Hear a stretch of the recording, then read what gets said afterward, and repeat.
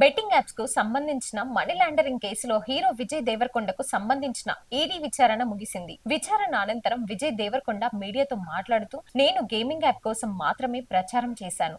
కానీ కొన్ని gaming apps చట్టబద్ధమైనవి. Gaming apps కి బెట్టింగ్ యాప్స్ కి స్పష్టమైన తేడా ఉంది అన్నారు.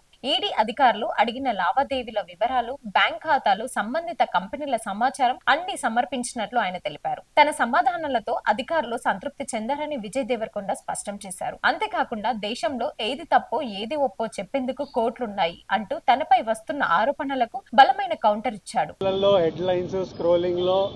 ఇల్లీగల్ బెట్టింగ్ యాప్స్లో నాకు పిలిచారని స్క్రోలింగ్ నడుస్తుంటుంది, హెడ్లైన్స్ నడుస్తుంటుంది నాకు తెలుసు.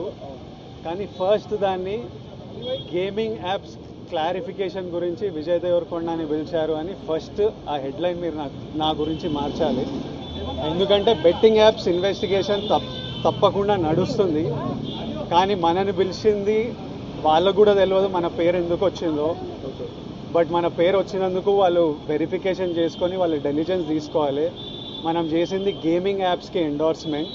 గేమింగ్ యాప్కి బెట్టింగ్ యాప్కి అసలు సంబంధమే లేదు. గేమింగ్ యాప్స్ అనేటివి కంప్లీట్లీ లీగల్